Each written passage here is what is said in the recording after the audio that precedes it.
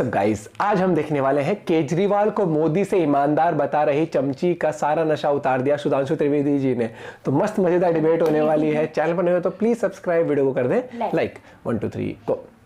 से क्षितिज देखने वाले मेरे सभी दोस्तों को हेलो, नमस्ते, जय हिंद और जय राम जी की। दोस्तों 2011 में अन्ना हजारे आंदोलन के बाद अरविंद केजरीवाल जब मीडिया के सामने आया था तब उसका सबसे पहला मुद्दा था करप्शन। उस वक्त इसका सबसे बड़ा मुद्दा था कि देश में जन लोकपाल बिल आना ही चाहिए। उसके कुछ टाइम बाद इस बंदे ने पॉलिटिकल पार्टी बना ली और इलेक्शंस लड़ने शुरू कर दिए। तब भी इसका कहना यही था कि देश को करप्शन फ्री बनाना होगा। देश को करप्शन फ्री बनाने के लिए हमें वोट दें, हमें वोट करें, क्योंकि हम सबसे ज्यादा ईमानदार हैं। आज लगभग 12 से 13 साल के बाद इसके आधे से ज्यादा साथी या तो इसकी पार्टी को छोड़कर जा चुके हैं या फिर जेल में, लेकिन अभी भी इसकी पार्टी का, इसके चमचों का कहना यही है कि केजरीवाल और इनकी पार्टी सबसे ज्यादा ईमानदार है। जी हाँ, इनका आधा लगभग आधा मंत्रिमंडल करप्शन के चार्जेस में जेल में है और ये लोग अभी भी यही क्लेम कर रहे हैं। तो सारी बातें जो प्रधानमंत्री मोदी ने बोली थी वो सबका खंडन हो चुका है। हम कट्टर ईमानदार थे, हैं और रहेंगे। इसकी पार्टी के कुछ बचे कुचे प्रवक्ता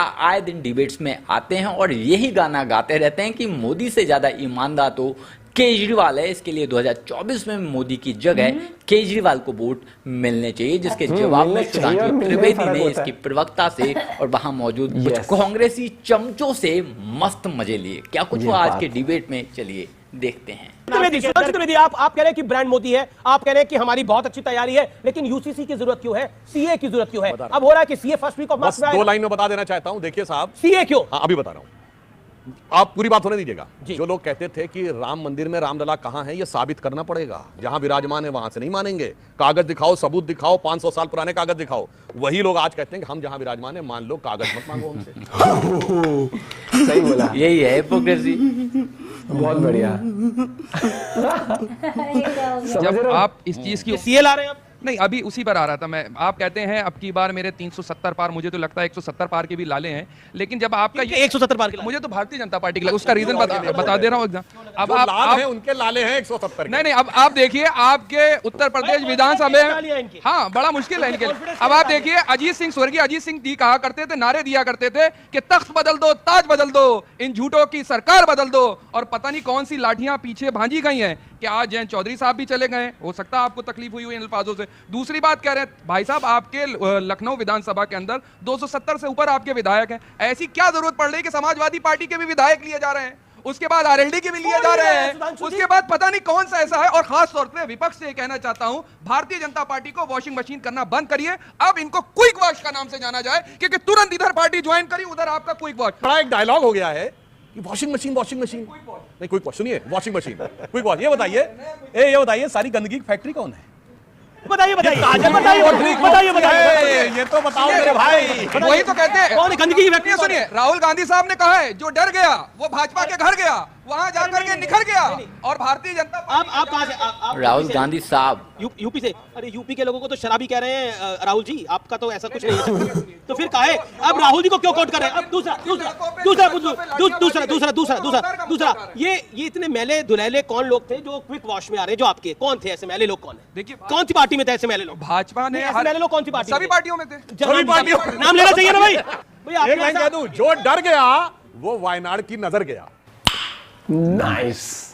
प्रधानमंत्री मोदी बोलते हैं कि 15 लाख रुपए अगर अकाउंट में आ जाएगा आपके, पर वो नहीं कर पाते। सबकी आपकी इनकम कम हो गई है, आप ईएमआई पे ज्यादा अपना लोन ही भरे जा रहे हैं, लोन की जिंदगी आप जीत रहे हैं। ये स्ट्रैटेजी है कि कैरेक्टर? आपने झूठ बोला कि पेट्रोल का प्राइस 100 के नीचे होगा, 35 रुपए का होगा, पर आज 100 के पार पेट्रोल प्राइस है। आज हमारी करेंसी अफगानिस्तान के नीचे है, 85 रुपी यूएसडी डॉलर के। ये स्ट्रैटेजी है कि कैरेक्टर? तो सारी बातें जो प्रधानमंत्री मोदी ने बोली थी वो सबका खंडन हो चुका है। आज भाजपा में कौन है? आज भाजपा में है Vyapam scam, Narada scam, Saradha scam, water लुई स्कैम। इस तरह इनका करप्शन खत्म हो रहा है। सारे करप्ट लोगों को अपनी पार्टी में लाके धो लिया इन्होंने। विपक्ष के पीछे ये ईडी सीबीआई छोड़ देते हैं।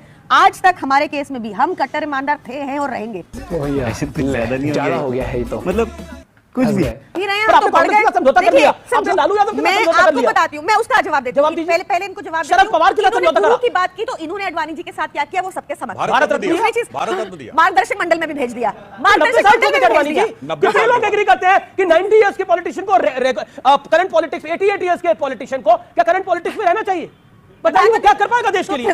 88 इयर्स के पॉलिटिशियन को क्या राजनीति, रेगुलर राजनीति करनी चाहिए, या प्रियंका कक्कड़ को करनी चाहिए, सुधांशु त्रिवेदी को करनी चाहिए, रोहित अग्रवाल को करनी चाहिए और राजकुमार भाटी को करनी चाहिए? अब मैं बताता हूं, प्रियंका जी ने बोला, करेक्टर जानते क्या होता, मुझे चाहिए जन लोकपाल टोपी, सत्ता में आए टोपी पहना दी इधर, अब नहीं चाहिए मुझे चाहिए। सुनिए, सबसे शपथ भरवाया, मैं बंगला नहीं लूंगा, बंगला ले लिया, मैं गाड़ी नहीं लूंगा, ले लिया, मैं सिक्योरिटी नहीं ले लूंगा। इस समय मैं इनका मजाक, या तो ये बचकानी हरकत कर रहे थे या शातिराना हरकत कर रहे थे। पंजाब के मुख्यमंत्री को जरूरत है, जो भी मुख्यमंत्री होता है उसको सिक्योरिटी की जरूरत है। फिर उसके बाद बच्चों की कसम खाता हूं कि वो नहीं करूंगा, क्या कहते हैं वो बदल दिया, समझौता नहीं करूंगा विपक्ष के। और मैं कहता हूं जाके चेक करिए, 27 अक्टूबर 2013 इनका ट्वीट है अरविंद केजरीवाल जी का, कि मैंने सुना है कि शीला दीक्षित जी के घर में 12 एसी लगे हैं, 15 एसी लगे हैं, मैंने सुना है कि बाथरूम में भी एसी लगा है। मेरा कलेजा कांप उठता है कि कौन भरता है इसका बिल, जब दिल्ली की 40% जनता झुग्गी झोपड़ी में रहती है और उसके बाद अपने घर में 1-1 करोड़ के पर्दे लगे हैं। मैंने कहा हिपोक्रेसी की भी सीमा होती है। सबसे लंबे समय विपक्ष में कौन रहा? भारतीय जनता पार्टी। कौन तोड़ पाया हमें? कोई नहीं तोड़ पाया। और आपने कहा ये साहब एक ऐसा भी कानून था इस देश में, अगर इनका प्रियंका जी कहना है तो कोर्ट को उस कानून को रद्द कर देना चाहिए। कोर्ट ने कई कानूनों में किया, राहुल गांधी की सजा बहाल कर दी, हमारे इलेक्टोरल बॉन्ड वाले विषय के ऊपर भी दिया। ऐसे कैसे आप कह रहे हैं? मगर इस देश में एक कानून था, भाटी जी को निश्चित पता होगा, DIR और मीसा। आपको पुलिस बंद कर ले, आपको कारण नहीं बताएगी, आप जमानत की अर्जी नहीं दे सकते, अपनी बेटी का और आप कोर्ट में नहीं जा सकते, ना वकील ना अपील ना दलील। जब तक सरकार चाहेगी आप जेल में रहेंगे। अरे हम तब भी नहीं टूटे थे, टूटते वो हैं जिनके हौसले और इरादे दमदार नहीं होते। मोदी जी की 370 हटा चुके हैं, ये यूसीसी ला चुके हैं उत्तराखंड के अंदर, क्या करेगा ये? और नरेंद्र मोदी ने बोला है कि इस बार जब मैं 2024 में आऊंगा तो इससे और बड़े काम करने के लिए आऊंगा। अमीश भाई, चुनाव आ गए और बड़े बड़े जुमले छा गए, और मोदी जी मत बोला करिए जुमले। आपने राम मंदिर जुमला बोला, बना दिया, 370 जुमला बोला, हटा दिया। राहुल गांधी फिट है इसलिए हिट है, कमाल कर रहे हो भाई आप। मतलब आपको अगर इन हालात में भी राहुल गांधी किसी को हिट दिख रहे हैं तो कोई क्या कर सकता है? इसमें बताइए क्या कहा जा सकता है कि बर्बादियों का शोक मनाना फिजूल था, मैं बर्बादियों का जश्न मनाता चला गया। जी लेकिन देखिए ये बात देखिए, ब्रांड मोदी वो है जिसके उत्तर प्रदेश में 7 राज्यसभा कैंडिडेट जीत सकते थे और 8वें का चांस था, 8वें को जितवा दिया। हिमाचल प्रदेश में कांग्रेस का कैंडिडेट क्लियर कट जीत सकता था, ब्रांड राहुल वो है जिसको उन्होंने हरवा दिया। खुद सोच के देखिए कहां पे कौन खड़ा है, ये बात सोचनी होगी। सोचिए, बंगाल के अंदर 2 सीटों की सरकार के लिए कांग्रेस लड़ रही है, आम आदमी पार्टी की सेकंड फिडलर होकर दिल्ली के अंदर लड़ रही है, उत्तर प्रदेश के अंदर नकारते हुए समाजवादी पार्टी ने टिकटें सौंपी। सोचिए क्या हश्र हो गया कांग्रेस पार्टी का, नाश हो गया। हश्र तो खैर काफी बुरा हो गया और इससे भी बुरा होने वाला है, क्योंकि राहुल गांधी कहीं भी थमने का नाम नहीं ले रहे। लगातार राहुल गांधी आगे बढ़े पड़े हैं, जो कि दर्शाता है कि 2024 में कांग्रेस का हाल और भी ज्यादा बुरा होने वाला है। और रही बात जुमलों की, तो भाई भाजपा हमेशा से कहती रही है कि हम 370 हटाएंगे, भाजपा हमेशा से कहती रही थी कि हम राम मंदिर बनवाएंगे, भाजपा हमेशा से कहती रहती थी कि हम ट्रिपल तलाक हटाएंगे, और अपोजिशन वाले यही बोलकर भाजपा का मजाक उड़ाते रहे कि ये सब जुमले हैं, भाजपा ये सब कुछ भी नहीं कर पाएगी। पर भाजपा ने, पीएम मोदी ने ये कर दिखा दिया। और अभी बात रही यूनिफॉर्म सिविल कोड की या फिर CAA और बाकी मुद्दों की, तो शायद 2024 के लोकसभा इलेक्शंस जीते जाने के बाद ये होता हुआ भी दिख जाए। बाकी आप इस बारे में क्या सोचते हैं, कमेंट कर जरूर बताएं। सुधांशु त्रिवेदी सर से अगर आप डिबेट में बहस करोगे तो आप समझो आपको उल्टे ही पड़ जाएगी। हाँ, 2013 का ट्वीट आता यार।